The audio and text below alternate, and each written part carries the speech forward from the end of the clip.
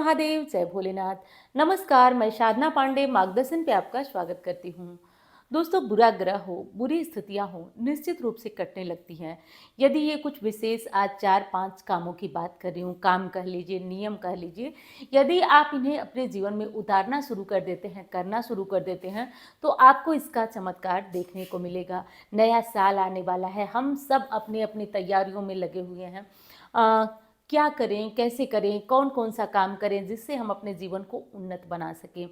तो आज इसी प्रयास में मैं कुछ चीज़ें आपको बताने आ रही हूँ दोस्तों। तो आज बहुत ज़रूरी है कि आप नए साल की शुरुआत आप इस प्रकार से करिए, मेरे तरीके से करिए। फिर देखिए, कोई बुरा वक्त, कोई बुरा ग्रह आपका कुछ नहीं बिगाड़ेगा, उल्टे आपका साथ देगा। क्या करना है, कैसे करना है, चलिए अब आगे बात कर लेते हैं। तो दोस्तों, आप सभी को नया साल, आने वाला नया साल बहुत बहुत मुबारक हो। महादेव भोलेनाथ से प्रार्थना करती हूँ कि हमारा पूरा मार्गदर्शन परिवार बहुत खुश रहे।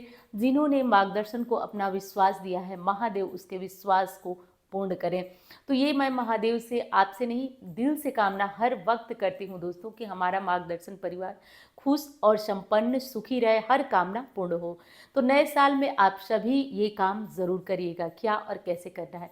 लेकिन जैसे कि हर चीज़ का कुछ नियम होता है, वैसे इस वीडियो का भी एक नियम है दोस्तों कि आपको पूरी वीडियो सुननी पड़ेगी। सुनेंगे तो सारे क्वेश्चन आपके क्लियर हो जाएंगे, यदि नहीं सुनेंगे तो आपके बहुत सारे प्रश्न होंगे और आप शायद इन चीज़ों को अच्छे से न कर पाएँ। तो चलिए अब देखते हैं कि क्या और कैसे करना। चीज़ हमें समझ लेना होगा कि इस वर्ष यानी 2024 के राजा जो हैं वो मंगल हैं और मंत्री जो हैं वो शनि हैं।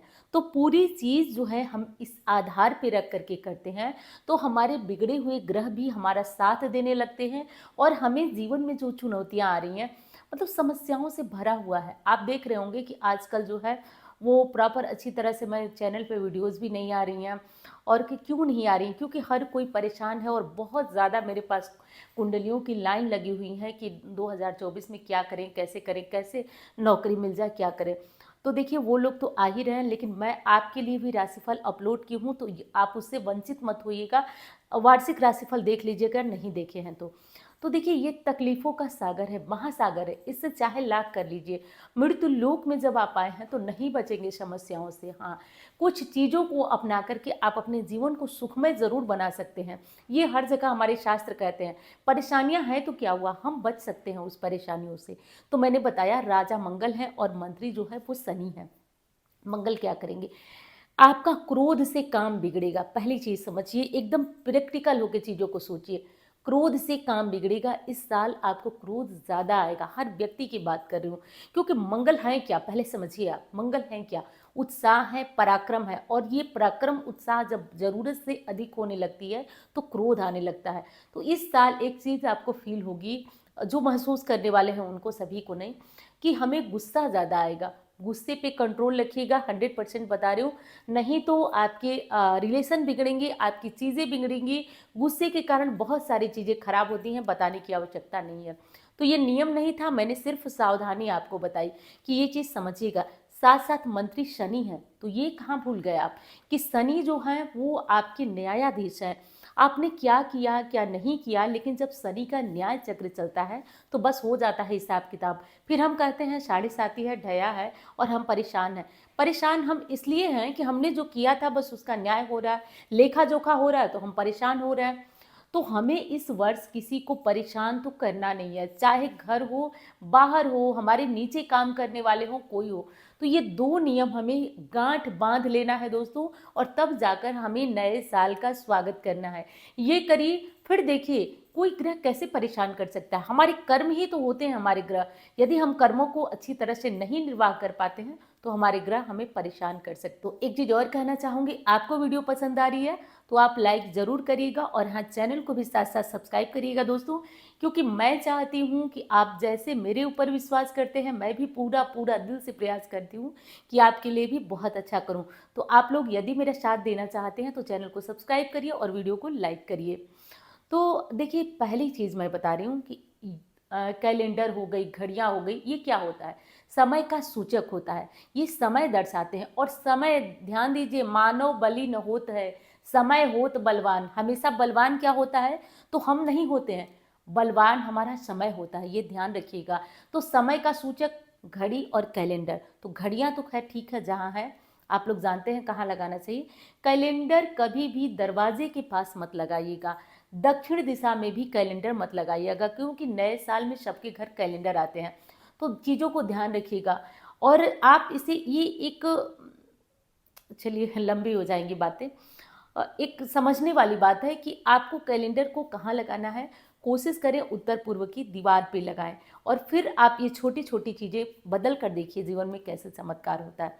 दूसरे के अनुभव से आपको बता रही हूँ कि आपका चाहे कोई ग्रह बने या बिगड़े, आप जानते हैं कि गुरु, जबकि आपकी कुंडली देखी जाती है तो गुरु शनि राहु की पोजीशन ज़रूर देखी जाती है। इनके बिना आपकी कुंडली हो ही नहीं पाएगी पूरी, कोई भी ज्योतिषी इसके बारे में, आपके बारे में बता ही नहीं सकता इनकी पोजीशन। तो उसमें से मैं कह रही थी गुरु, जो कि बेहद शुभ ग्रह कहे जाते हैं। तो गुरु को अच्छा बनाने के लिए आपको क्या करना है कि मंदिर सप्ताह में एक दिन जरूर जाना है। आपके इष्ट देव महादेव हो सकते हैं, हनुमान जी हो सकते हैं, शनिदेव हो सकते हैं, गणेश जी हो सकते हैं, विष्णु जी हो सकते हैं। आप अपने अनुसार चुन लीजिए और प्रयास करिए कि पैदल, यानी कि कोई गाड़ी नहीं, कोई ऑटो नहीं, कोई स्कूटी नहीं, कोई कार नहीं, आप पैदल जाइए। पैदल मंदिर जाना शुरू करिए दोस्तों। जितने जितने पग आप पैदल चल करके मंदिर जाएंगे, उतने ही आप अपने ग्रहों को ठीक करेंगे। तो 2024 में आप ये नियम ज़रूर बनाइए और अंत तक 25 तक आप हमको बताइएगा। देखिए, जो राशिफल मैंने अपलोड किया है बहुत व्यूज़ नहीं आया है, लेकिन एक बार जाकर उसके कमेंट को पढ़िए कि लोग कितने प्रसन्न हैं। और लोग बहुत ज़्यादा इस राशिफल को मांग रहे थे, क्योंकि 100% ये राशिफल यदि ग्रहों की दशा महादशा नहीं चल रही है तो यह आप पे सटीक बैठता है। तो ये चीज़ें हैं कि आपको मंदिर जाना है, मैंने बताया क्या फ़ायदे हैं। दूसरा, कैलेंडर वाली बात भी आपको याद रखना है, दरवाजे के पास मत लगाइएगा। और मंदिर जाना है और पैदल जाना है, नंगे पैर जाना है। और कोशिश करना है स्कूटी गाड़ी नहीं लेना। अगर बहुत दूर है, आप जा ही नहीं सकते, तो ऐसे में आप ले लीजिए गाड़ी। लेकिन आपके पास यदि व्यवस्था है, आप पैदल 10 मिनट 5 मिनट की दूरी पे मंदिर है, तो आप ज़रूर जाएं। इस बात का ज़रूर ध्यान दीजिए। अब तीसरी चीज़ मैं आपको बताने जा रही हूँ, जो बेहद महत्वपूर्ण है और जिसे हर व्यक्ति को मानना ज़रूरी है। आप चाहते हैं कि आप जीवन में सफल होंगे, सभी चाहते हैं, मैं जानती हूँ। जीवन में सफल होंगे, पैसे का हो सकता है, संतान का हो सकता है, विवाह का हो सकता है। देखिए, दुनिया में हर तरह की लोग हैं, हर तरह की इच्छाएं हैं, हर तरह की कमियां हैं, और उसको पूर्ण करने के लिए हम प्रयास करते हैं। तो एक समस्या क्या होने लगती है, आप भी देखे होंगे कि हम जो चीज़ चाहते हैं ना, और सामने वाले के पास वो चीज़ होती है, तो हम उसको देख के जलने लगते हैं, उसको देख के ईर्ष्या करने लगते हैं। बस यहीं से हो जाती है आपकी कमी। क्योंकि देखिए, प्रकृति आपको वो देती है जो आप पाना चाहते हैं। आप पाना चाहते हैं, लेकिन किसी को देखकर यदि ईर्ष्या उसी चीज़ से करते हैं, तो विश्वास मानिए आप उस चीज़ से कोसों दूर चले जाते हैं, मीलों दूर चले जाते हैं। तो यदि आपकी संतान नहीं है, घर में, परिवार में, रिश्तेदारी में किसी की संतान है, तो आप उसको देख के जलिए नहीं, प्यार करिए। प्रकृति देगी दोस्तों, विश्वास करिए, आपको दे देगी। यदि आपके पास पैसे नहीं हैं, सामने वाला अच्छी गाड़ी खरीद रहा है, अच्छे कपड़े पहन रहा है, अच्छी चीज़ें कर रहा है, तो हमें जलना नहीं है। एक काम करना है, हमें क्या करना है, बस उसको फॉलो करिए, उसको देखिए कि वो क्या कर रहा है, कि जीवन में उन्नति कर रहा है। ऐसी बात नहीं है जो उन्नति करते हैं उनके 4 पैर हाथ पैर हैं और हमारे 2 हैं, हम भी उतने ही हाथ पैर वाले, बस हमारी सोच अलग है। क्योंकि देखिए, जो आगे बढ़ता है निश्चित रूप से उसका मन बड़ा निर्मल होता है, और तभी जाकर वो तो सबसे पहले हमें अपने मन की चीज़ों को मैं जानती हूँ ज़्यादातर लोग ना सिर्फ उपाय जानना चाहते हैं, लेकिन विश्वास करिए दोस्तों, उपाय तब काम करता है जब हमारा नेचर अच्छा होता है, व्यवहार अच्छा होता है, तो ही उपाय काम करता है। तो आप लोगों को ये चीज़ें गांठ बांध लेना है कि जो चीज़ हम पाना चाहते हैं और सामने वाले के पास वो चीज़ है, तो ईर्ष्या मत करिएगा, नहीं तो विश्वास करिए आप उससे मीलों दूर हो जाएंगे। ये चीज़ आपको गांठ बांध कर रख लेना है। तो ये तीसरी चीज़, हमें 2024 में प्रत्येक पल हमें अपने जीवन को बदलने का प्रयास करना है। जो भी कमियां हैं उसको दूर करने का प्रयास करना है। और कमियां हैं तो क्या हुआ, हम तो मनुष्य हैं, कमियों से ही बने हुए हैं, कोई बात नहीं है, तो कोशिश करके उसको दूर करेंगे।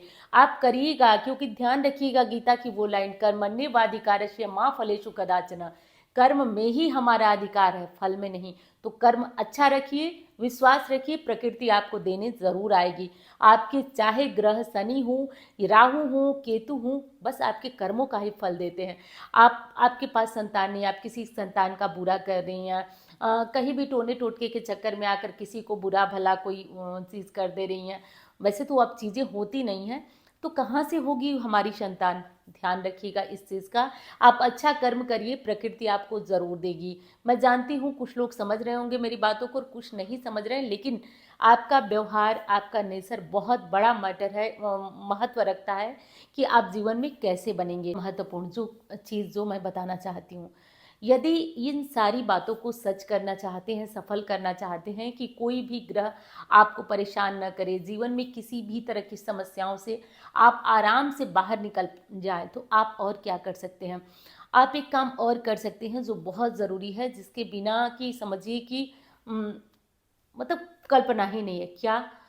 तो कलयुग केवल नाम आधारा, सुमिर सुमिर नर उतर ही पारा। आप आज से, अभी से या फिर मंडे से नया साल शुरू हो रहा है, आप एक कॉपी ले लीजिए, लाल रंग की कलम ले लीजिए और उस पे लिखिए राम नाम। क्योंकि देखिए, कहा जाता है कि राम नाम में इतनी शक्ति है कि पत्थर भी तैर जाते हैं।